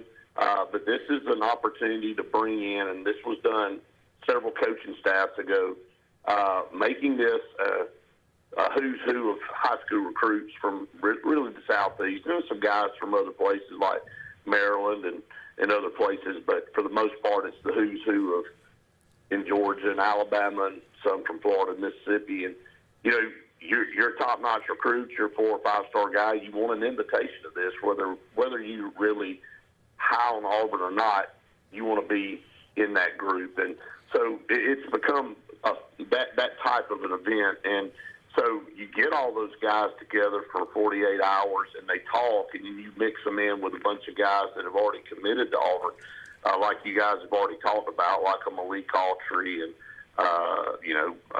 some other guys, Jordan Crawford and Caleb Falk and guys like that. And then you build some momentum. But I do think Auburn will get a couple of guys to commit this weekend. And then, of course, you want to try to grab a couple more. Some guys going to go home, think about it, kind of weigh some options and then maybe commit. But, a lot of guys that have already committed, like an Eric Winters and Alvin Henderson, going to be very vocal, Randy, like you said earlier in the show, and going to try to convince some of these guys to come and build on what Auburn's already building. But a guy to watch today, possibly for a flip, is Derek Smith from Southside Selma. He's committed to Alabama. He probably could play receiver or defensive back, depending on what the need is. He's a very talented kid and highly touted kid. That's one to watch, and maybe a Blake Woodby from St. Francis, Maryland. This is a couple of weeks in a row now. This kid has made it down to Auburn, and this isn't a drive over from Montgomery or a drive from Selma or a drive from Opelika. I mean, this kid has to make a concerted effort to come from Maryland 2 weeks in a row to be in Auburn. So I think that's a guy to watch. And obviously, you hear about some guys in the 26 class to watch. And this class is loaded with linebackers. I'm sure, Luke has talked about this before, too, but this is just a tremendous linebacker class with a guy like JaMichael Garrett from Gulf Shores. He, I think, was originally up in the Oxford area and played there and then transferred to Gulf Shores to kind of go along with all the stuff we talked about. But he's down here in Gulf Shores now and a tremendous player. That's a kid to watch. And also a kid from Cottage Hill Christian, Shadarius Tootle. It's another linebacker that Auburn's very, very high on. So a couple of guys there to target in the 26 class. But another one to watch big time is Hezekiah Harris from Mae Jemison, 4-star edge rusher. Auburn really, really in that 26 class targeting defensive guys. We talked about Auburn's offense. We feel like it's definitely going in the right direction, and there's a lot of great tools on this year's team, but there's still question marks on the defense. So Auburn's still trying to go out and build on what they have and try to build some depth on the defensive line and the linebacking core. Well, Brett, I love that it's in the state of Alabama. If you look down, say all of the top 10 to 15 prospects here in the state, Auburn, if they're not in on them, it's because they've already made a decision to go to Alabama or some other places. But we're in on most of those guys, and I couldn't say that with the previous regime, and I'm not sure that we've been able to say that consistently over the last decade or so. And whether we get them or not, you can sense the efforts there. The NIL deal is just that, really that topic of conversation over there in the rough that you're hoping you're playing that game as well as the opposition is. But I do sense that we're working as hard as we have in quite some time. Yeah, I do too. And I think you said it, multiple times in the last couple of years about Auburn, not being in on guys from Thompson. Well, that's not the case anymore. I mean, I think a lot of people feel like Anquan Fagans will commit to Auburn, a big-time 4-star safety. Jared Smith's a 5-star edge rusher. Auburn's definitely in with that kid. Now whether they land him or not, it's one or more, whatever. But you can't land him if you're not in on him. And I think again that's the big part. These guys are making a trip to Auburn. They're very high on Auburn. Auburn's a legit option for them. But there's a lot of legit options for every one of these guys that we're talking about. And that's what you want. You want. We look at stars, and stars do translate into success most of the time. But look at the offer list. You know, you look at guys that are being offered by Ohio State and Michigan and Alabama and Georgia and Texas. You win battles there, you're gonna get the kind of players you need to compete for championships, and that's what Auburn's trying to do. Brett, I'll present the same question to you that I did with Luke to close out his segment on the previous. You know, we're going to support whatever decision is made here in the state of Alabama based around high school sports and the NIL. And we really, and I just want to preface this, that we're not privy to any conversations that others aren't. Really don't know the direction. We just know that everything's fluid right now, and you're just watching things as they progress moving forward. But to see Caleb Holt leaving the state's a tough pill to swallow. I don't blame the kid at all. I mean, heading over to one of the best programs in the country in Grayson and Georgia, and into a state that's got the NIL pocketbook out and able to do what they choose to do in each of these communities, and whether it be a private school or a public school. But just your thoughts overall. I know it's going to be a topic of conversation. It's only going to build momentum in the years to come. Well, to me, I've thought about this a ton, like all of us have. And you know, we have talked about this ad nauseum probably for 2 or 3 years now. And starting with college, really after 2020 when COVID hit, it changed the mindset of everything. And then, of course, the video game years ago started all this and got things in the court system and got it to the Supreme Court, to the where now the NCAA was pretty much rendered powerless. But what they did in those court rulings was pretty much say there is no such thing as amateur sports in college anymore. And that now with high school, and we all know things trickle down, but that's what we're saying now, is that there's no such thing as amateur sports in high school, and that everybody should be compensated, or people should go out and be compensated. We can say all this name, image, and likeness. I'm going to go get paid to represent Joe's tire shop, but that's not what's happening. You're paying these kids because of their talent. These high schools are going out and finding these kids, and they're somehow funneling the money through whatever entity to get that kid to come play for them. I mean, we're not all dumb. We know what this whole thing's about. And if you're trying to spin it some other way, then you're obviously in the wrong place. And that's what's going on in college. We said it. The whole meaning of NIL was skewed from the get-go. NIL meant a kid could come to a school and then go out and make money based on their name, image, and likeness. Well, that's not what's happening. They're using NIL money to recruit a kid to the school. I mean, and they're openly talking about it now. And so I had multiple conversations with high school coaches this week down at East Alabama Media Days in Opelika, and every one of them said it's crazy to sit here and talk about how much we've practiced already when just a few years ago it was illegal to do it. He said, now we talk about, you know, we do this, and we work out, then we go out on the practice field and we practice for 2 hours, and then we go to 7-on-7 and all. It's just times are different, you know, and I understand that part of it too. But in the same sense as what we've declared at all levels, and this goes for every kid, girl and boy, that there's no such thing as amateur athletics anymore, high school or college. And it's all pay for play, and it's all let's get the best over here, and let's see what kind of roster we can compile. And again, you said it, it's not the kid's fault. They're taking advantage of the system that's there. And the problem is that the NCAA and all the different states' high school athletic associations are having a hard time grasping how to handle all this. And now that it's open and the gate's open and you've let everybody out of the gate and you've let all the toothpaste out of the tube analogy that we all use, it's hard to fix it. So, I mean, you're reacting instead of being proactive. And in college, somewhere along the lines, we totally diminished the value of a scholarship.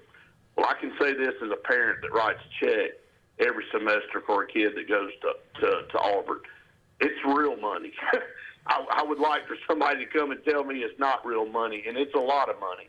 So the fact that you're taking a scholarship and you don't think there's any value to it, that we're teaching the wrong lessons to kids, and that's the thing that scares me about all of this. It's not that yeah, it's disappointing to lose a talent like Caleb Holt, but I applaud Caleb Holt for having that offer. I applaud Trent Seaborn for having the God-given ability, as young as he is, to be offered a seven-figure deal in high school. But not every kid's like that. And there are values still to education and things like that. But in this country, and the things that I've seen over the last 48 hours, we're losing all of our morals and our ethics and the things that we want to, and the values we want to teach kids. And we're just telling them it's all about the dollar. Go get it wherever you can get it. The heck with everything else. Brett, I can't let you off. Since you've already kind of brought it up, I'll segue to it. That opening ceremonies for the Olympics. Oh, my. I'm disgusted. What in the world did we just witness? Not to cut you off, but I mean, there's no other word I can come up with. I mean, it says in the Olympic bylaws that we're not going to, and the committee is not going to push an agenda, political, sexual orientation, anything like that. And it shouldn't be about that. That's a platform to celebrate, athletes worldwide and their hard work and get you ready to watch something I always look forward to every 4 years, the Summer Olympics. Man, I do. I love it. And that's not what that was about last night. That was a total agenda push.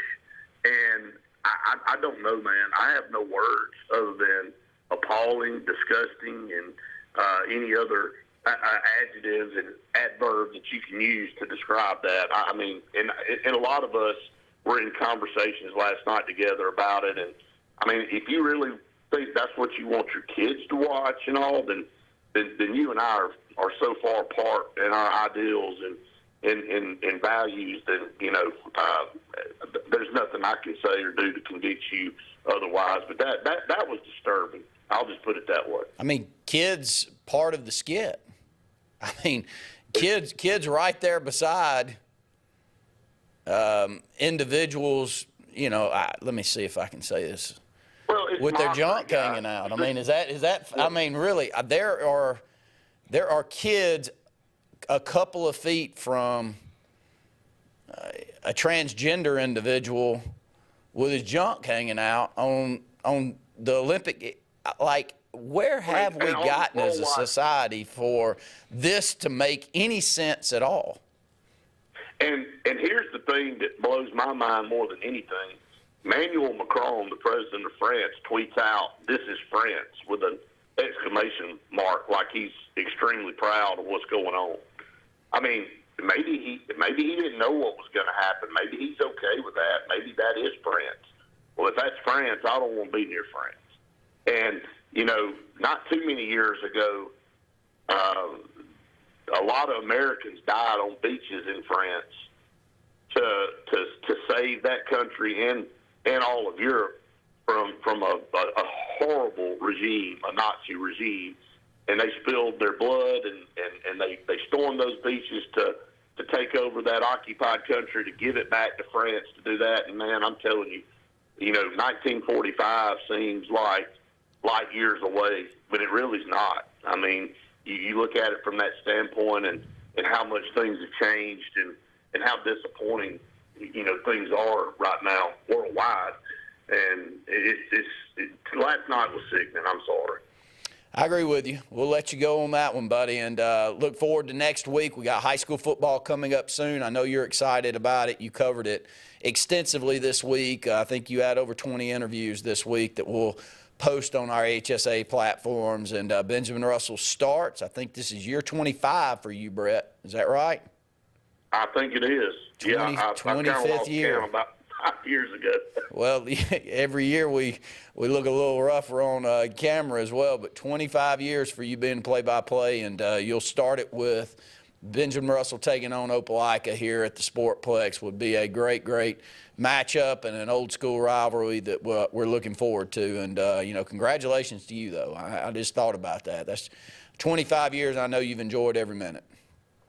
I have. It's an honor and a privilege to be able to do that. And, we have fun on Friday nights. We enjoy it. We love it. And that's really what it's all about. And that's really what we talk about, is the heart of high school athletics and the pureness. And I think that's what Luke was saying, and we all are talking about. It's not anything against the kids. We're just we don't want to lose the pureness of high school athletics, and unfortunately, we're kind of going in that direction like we've gone in college. But, man, we're going to enjoy it. We're looking forward to another year.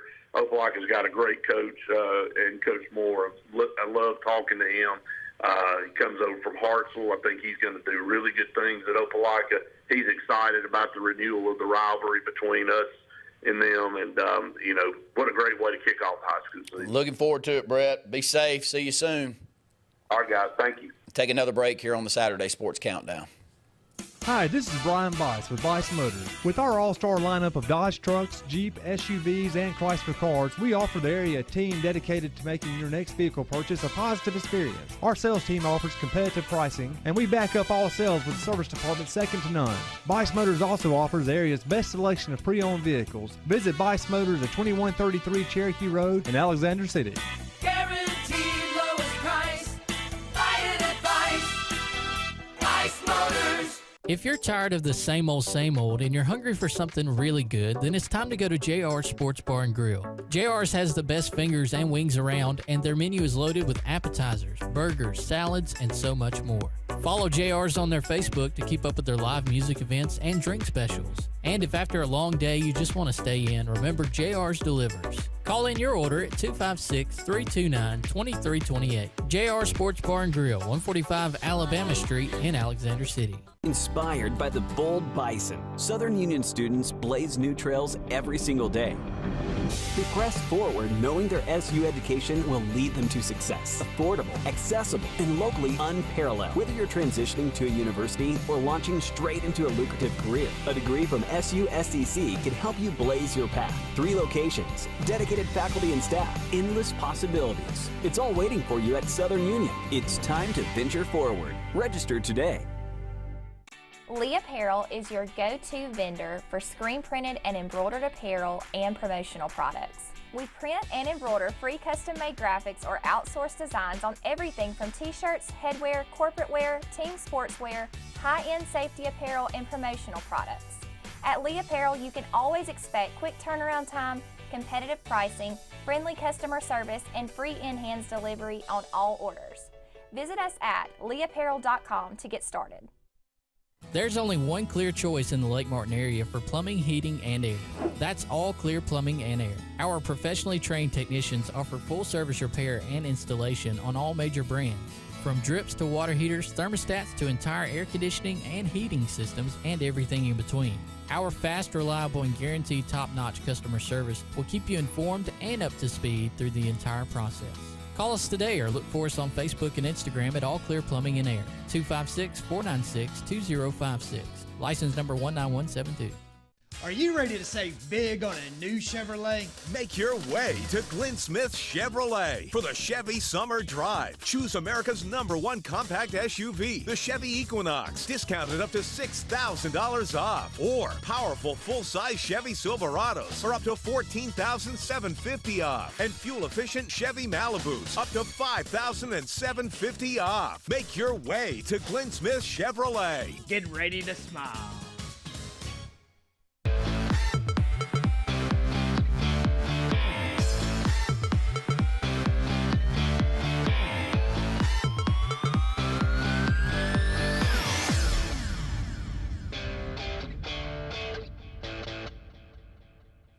Scott and I having a good conversation on Brett's rant there to close things out about the Olympic Games. It was eye-opening last night to see how far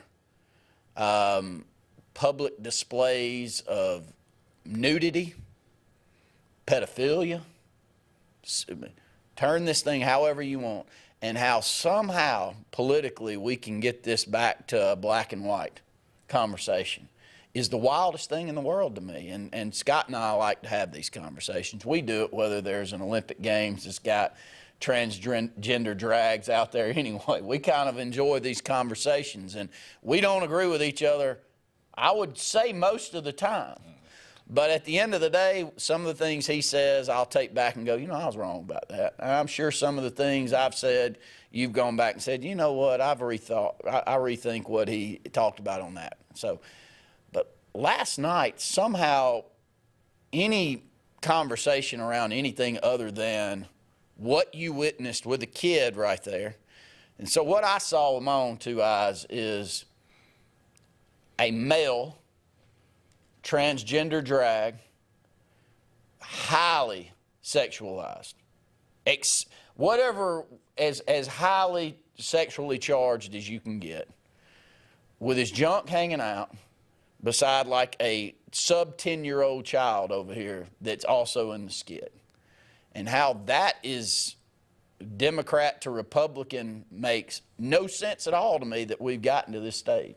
And I don't have an issue saying what I was saying during the break. Like I'll speak about that. So when we talk about, you know, gay rights or the LGBTQ community and some of the civil rights that they're looking for, as a black person, on the surface, I can see, like, I'm some of the same conversations that people were having about blacks in the 40s, 50s, 60s, about not being involved in sports or who you could be married to, all of those types of things. From that perspective, I can be on board with somebody fighting for rights that they feel that they should have. But from a display of last night, like, that's probably not, when you're talking about a world stage, that's probably not the imagery that you want to portray to the people watching it. And it's deeper than just what we saw there. Like you brought up some of the pedophilia stuff. And from that perspective, yeah, nobody, I can't say nobody, but I don't think the general public is okay with that being on TV or for their kid to be seeing it. And then there are some will say, well, then you can turn the channel. And, you know, that's fair too. But the premise of what I was really just trying to say was, like, I don't have an issue with you fighting for rights that you think that you deserve. So because some of the same conversations were being had as it related to the black community 60 years ago. So from that regard, I get it. But there is a fine line as to your choice to promote a certain agenda when we're talking about the one thing in not just America, but in the world that is unifying is sports.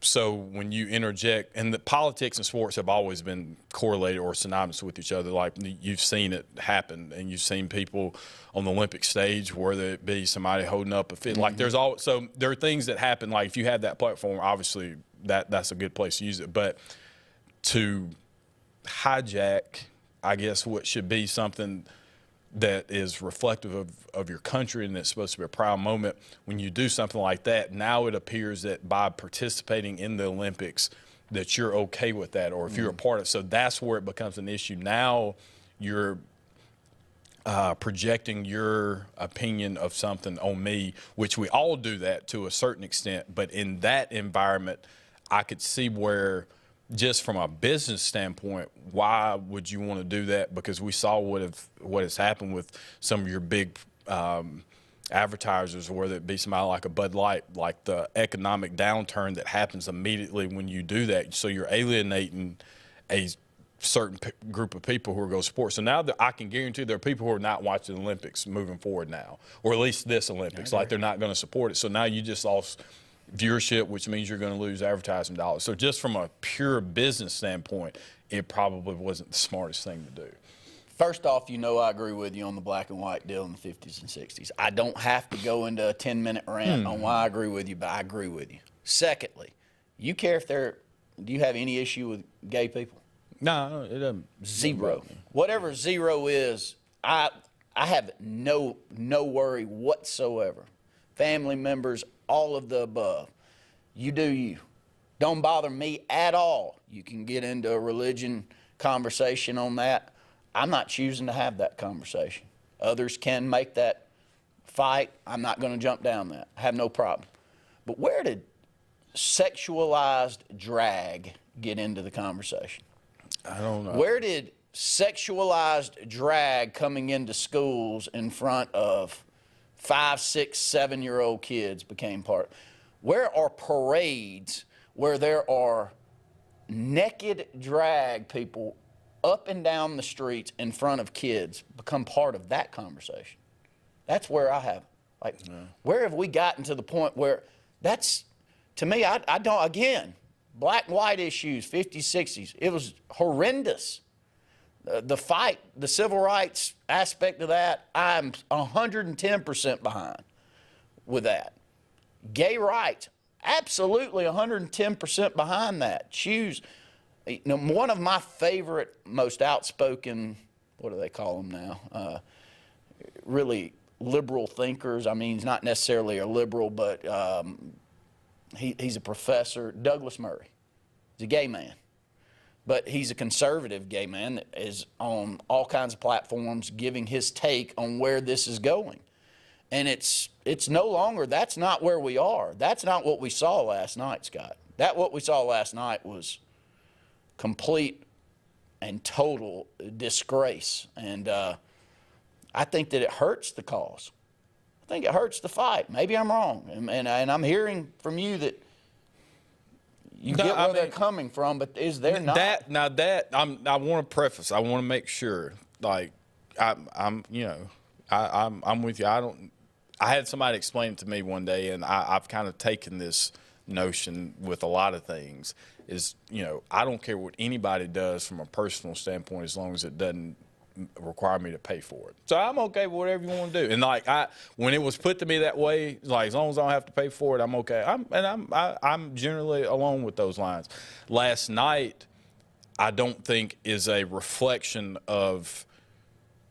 So the person you're speaking about, like it does damage to it, and like we saw it during the civil rights movement, where you had different ideologies of the direction in which could get the best benefits. Ways and means of getting it done. Yeah. And you know, there are different ways, but if one group is doing one thing and that's who's going to get the publicity, and the others are doing it a different way who actually may be in the rooms, see, those people aren't in the rooms. And so it hurts when those people that are in the rooms have to go in and try to advocate for things, and that's what they're going to point to is like, how is that helping your cause? So how does that relate to a sports aspect? It's the Olympics, so it's the largest gathering or the largest sporting event in the world. But how does that trickle down to other aspects? And so, again, it's a tough conversation, but conversations need to be had. But I don't think last night is a reflection of those who are actually really fighting for the rights that they're asked for and the recognition. And so I think that's where it gets masked. And so, I mean, but you know how many people had to be involved in that decision to get it? I mean, just from at the minimum, NBC, who's saying, you know, we're going to broadcast this, they had to know what was going to happen. So you had to be okay. Like, we still do. I think, and I know we're up against a break, but we still end up in conversations like mine and yours here. And somehow, and I'm going to go back to it, we have allowed sexualized drag in front of kids to become part of a conversation of Stokely, Malcolm X, and MLK and civil rights back in the 50s and 60s. I have no earthly idea how those two topics of conversation are equal. I 100% agree with all three of their stances. They were different stances in three different ways, but they all had a goal in mind and a different way that they saw to go and get it. But it was not what we're allowing on television now. That I saw last night is a disgrace. And this that I see in parades in San Francisco and other places is a total disgrace. I've got kids. You think I want my 10 and 8-year-olds seeing it? You think I want a school system giving them the opportunity to come in and show them that without me having the say-so of whether I'm going to allow it or not? 110% no. And it's crazy that something that is worth fighting for, like gay rights, has become this. I mean, this is a fringe group. And I think, okay, so what you just said, I think that's the important thing that you have to look at. And so not to get into a political conversation, but with Democrats and Republicans, for example, just like I'm not an entire reflection of the Democratic Party or the Republican Party or black people. And you're not, for Republican Democrats or as a business owner, you're not the entire conversation as it relates to that. So I don't want people to look at that and say, when we have things that happen and say, oh, that there you go, there it is. And so I'm in agreement of what you're saying, but I think that's the troublesome part, is what's trying to be accomplished is being masked by agenda-driven conversations that aren't getting anything done other than creating more division. Thank you. That's all I was trying to say. All right. And I would just not like grown men walking around with their junk out in front of my kids. If there's no way to spin that. There is no way to spin it, and somehow we've let that creep into the conversation that's okay. It's not okay. It's never been okay, and somehow anybody believes that that's okay is asinine. It's crazy. Go ahead and take another break here on the Saturday Sports Countdown. Hi, this is Brian Bice with Bice Motors. With our all-star lineup of Dodge trucks, Jeep, SUVs, and Chrysler cars, we offer the area a team dedicated to making your next vehicle purchase a positive experience. Our sales team offers competitive pricing, and we back up all sales with a service department second to none. Bice Motors also offers the area's best selection of pre-owned vehicles. Visit Bice Motors at 2133 Cherokee Road in Alexander City. Guaranteed lowest price. Buy it at Bice Motors. Alex City and west side of the lake. It's time to celebrate because the all-new Lake Martin Pizza is open with the area's best pizza, and it's just down Highway 63 South in our town. Lake Martin Pizza of Highway 63 has a huge outdoor seating area with enclosed heated comfort, a full bar with cold beer, wine, and full spirit selection with family ownership and fun for the whole family. Dine in or pick up. It's just a short drive to our town and is hands down the area's best pizza. Like us on Facebook to see upcoming live entertainment and watch sports on our 360 wraparound TVs. Rejoice! Lake Martin Pizza on Highway 63 is ready for you. Lake Martin Funeral Home and Cremation is coming soon to the corner of 280 and 49 North in Daytonville. This new 10,000 square foot facility is conveniently located to serve the residents of the Lake Martin area and its many communities. A branch of Frederick Dean Funeral Home and Crematory in Opelika, Lake Martin Funeral Home and Cremation looks forward to serving your families and your communities, as we have since 1900 at Frederick Dean. 256-750-0381.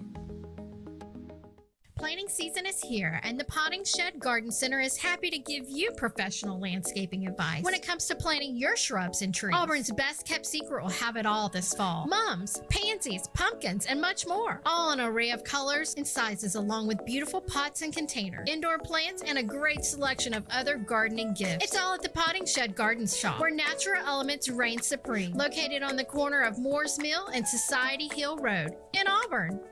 Heritage South Credit Union in Alexander City is your community credit union, and they have been for over 80 years. Heritage South Credit Union proudly serves Tallapoosa, Coosa, Lee, Chambers, Randolph, and Chilton counties. From checking to business accounts, to share savings to club accounts, to their kids club and investments. Visit them online at myhscu.com.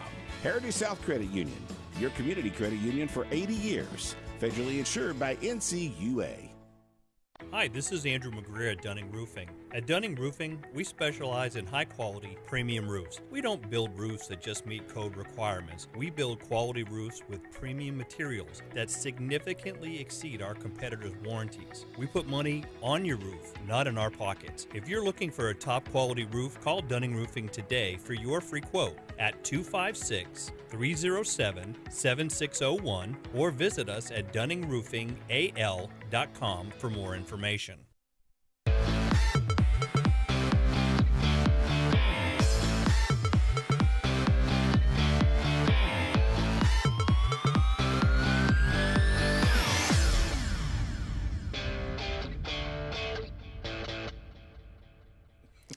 Welcome back into the Sports Blitz Saturday Sports Countdown. We got about 5 or 6 more minutes left here in the program today. Scott, we started talking about Auburn and Alabama athletics, but we've hit and missed all over the place.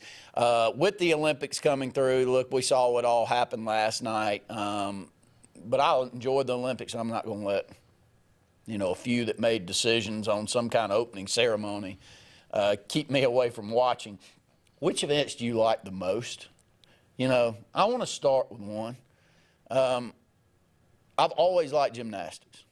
And especially women's gymnastics because I guess maybe it goes back to Mary Lou Retton winning a gold medal in '84 and me remembering watching that and how big that was for a country, and then her being on every darn commercial, it felt like, over the next several years with that. I've just always known that it was important, known there were a lot of eyeballs toward that sport.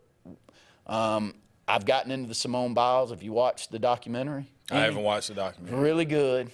She got the yips.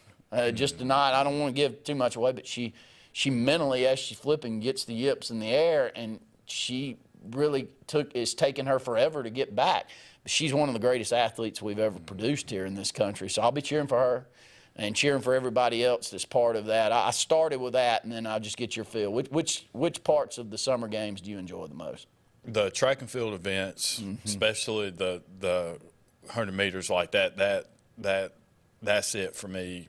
And then the swimming. I love the swimming events, especially the diving events. I like watching that. But I think the swimming to me is the most intense thing you can watch, because you can't see anything. You're just going. And so I was wondering, like, how, like, if you're doing the backstroke, like, how do they know? So there's all things about, like, looking in the lights, and if you're in different facilities, how that impacts different things, if it's open and if it's not. So, like, the swimming events, track and field events, but I do like the gymnastics. Like, the first Olympics that I can remember, I was in second grade, was '96, and so that was really where I started to really see everything. From Great gymnastics here for USA. That was it. Yeah, like that was really the sport. And you talk about the Wheaties box and all that, like they were sport, everywhere. Man. I mean, that was generated a team sport atmosphere around an individual sport competition. I want to hit on your swimming too.